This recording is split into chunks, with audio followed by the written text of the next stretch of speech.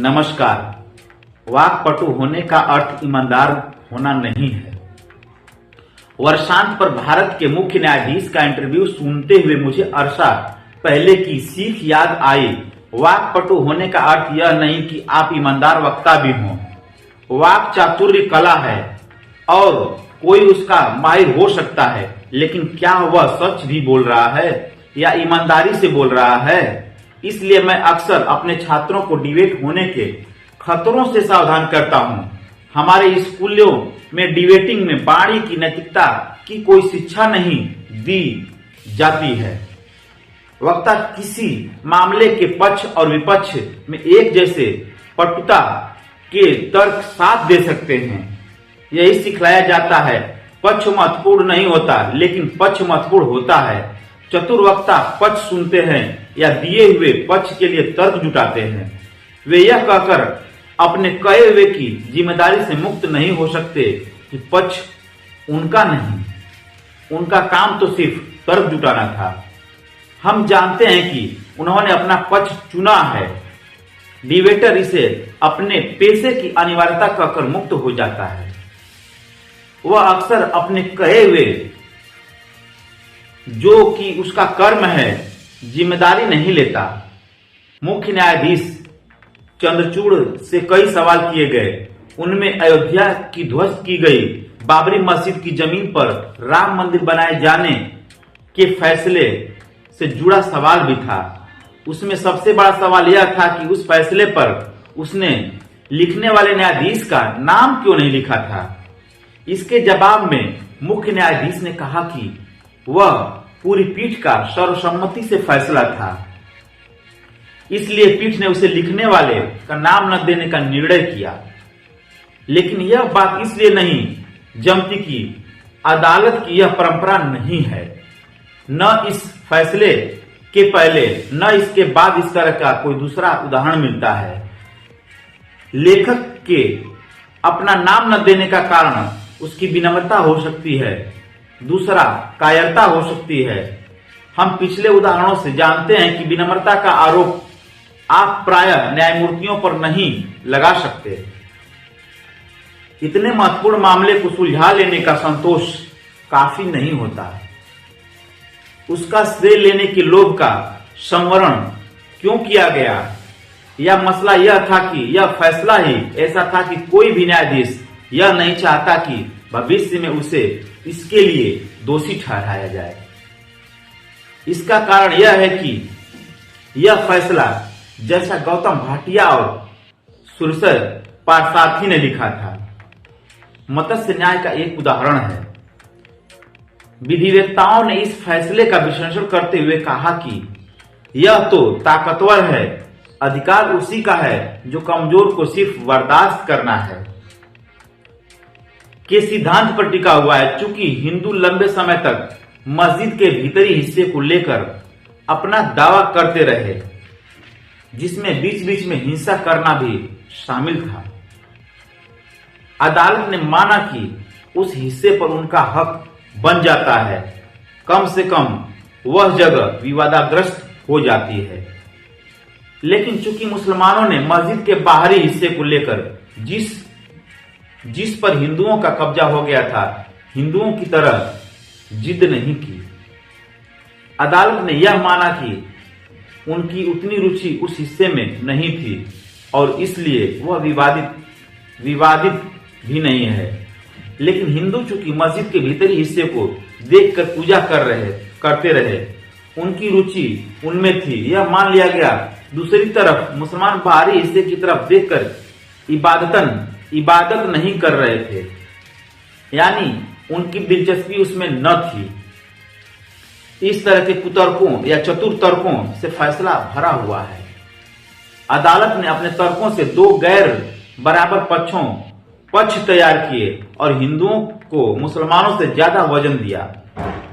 फिर यह मानते हुए भी 1949 में मस्जिद के भीतर चोरी मूर्ति रखना और 6 दिसंबर 1992 को मस्जिद गिराना अपराध था। अदालत ने गिराई हुई मस्जिद की जमीन उसे ढहाने वालों के हवाले कर दी। अदालत के तर्क के मुताबिक ये दोनों अपराध भी हिंदुओं की मस्जिद में दिलचस्पी के उदाहरण ही माने जाने चाहिए। इनके जरिए हिंदू यही साबित करने की कोशिश कर रहे थे कि वे इस जगह को इतना चाहते हैं कि उसे हासिल करने के लिए बार बार अपराध कर सकते हैं।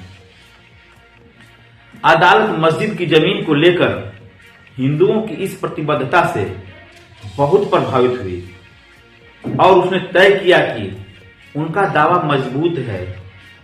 इसके साथ ही बार बार यह कहने के बावजूद कि वह अपना फैसला किसी समुदाय की आस्था और विश्वास के आधार पर नहीं दे रही। आखिरकार उसने अपना निर्णय हिंदुओं की आस्था के आधार पर ही किया। आस्था यह भी कि यह भूमि राम जन्मभूमि है। उस आस्था का वजन इसके यथार्थ के मुकाबले कि वहां एक जिंदा मस्जिद थी ज्यादा माना गया। फैसले में यह भी कहा गया कि फैसले का मकसद मुल्क में अमन चैन कायम करना है, इसलिए कमजोर को सहजोर की बात मान लेनी चाहिए। जो दबंग है उसे शांत करने के लिए उसकी मांग मान लेनी चाहिए। न्यायमूर्ति चंद्रचूड़ ने कहा कि यह मामला बहुत पुराना, लंबा और पेचीदा था और उन्हें संतोष है कि उन्होंने इसे एक मुकाम तक पहुंचाया। लेकिन यह सवाल बचा रह जाता है कि क्या यह फैसला इंसाफ कर पाएगा और क्या इससे अमन चैन कायम किया है। इसका जवाब सामने है। बाबरी मस्जिद की जमीन राम के अभिभावकों को सुपुर्द करने के बाद न्यायमूर्ति चंद्रचूड़ ने अपनी कल्पशीलता के सहारे ज्ञानवापी मस्जिद को विवादित बना दिया। उन्होंने कहा कि आखिर किसी की उत्सुकता यह जानने की तो होगी ही अंदर क्या है। इस उत्सुकता को शांत करना उसका अधिकार है, इसलिए मस्जिद का सर्वेक्षण किया जा सकता है। उत्सुकता शांत करने के क्रम में अगर दावेदार मस्जिद के वजूखाने फव्वारे को शिवलिंग मान ले तो उसका भी सम्मान किया जाना चाहिए। इस रास्ते चलकर वह मथुरा की शाही मस्जिद को भी उत्तर प्रदेश का उच्च न्यायालय सर्वेक्षण के लिए खोल रहा है। तो न्यायमूर्ति चंद्रचूड़ ने बाबरी मस्जिद में अमन चैन के लिए जिस पूरे इंसाफ का सिद्धांत लेते हुए न्याय के सिरे के बल खड़ा कर दिया है, वह अमन चैन कायम न हो और कड़ा हमेशा खौलता रहे, इसका भी इंतजाम उन्होंने कर दिया है। न्यायमूर्ति चंद्रचूड़ को इसका श्रेय भी मिलेगा कि उन्होंने इस देश के संघीय ढांचे की चूल हिला दी है। जम्मू कश्मीर मामले में अनुच्छेद 370 को समाप्त किए जाने के कदम को तो उन्होंने जायज ठहराया और इसी की उनसे उम्मीद भी थी।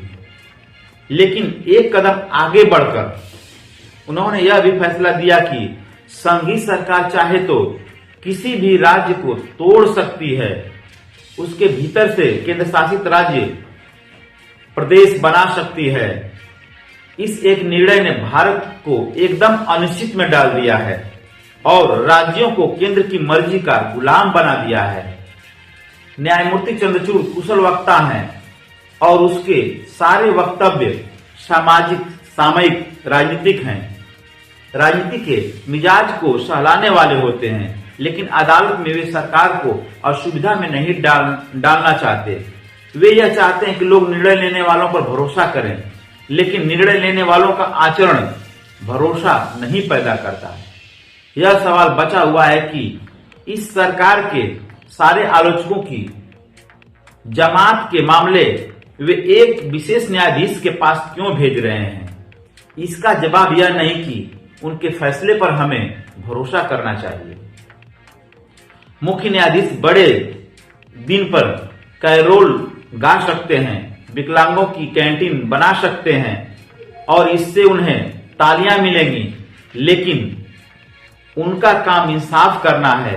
बहुत दिन नहीं हुए उन्होंने अपने एक व्याख्यान में यह कहा था कि बहुसंख्यकवाद के समय सबसे बड़ी अदालत की जिम्मेदारी बढ़ जाती है। उस समय हमें नहीं मालूम था कि इस बात का मतलब यह है कि अदालत संविधान की व्याख्या इस तरह करेगी कि बहुसंख्यकवाद संविधान दिखलाई पड़ने लगेगा। वह अधिकार अमन चैन तो कायम कर ही देता है।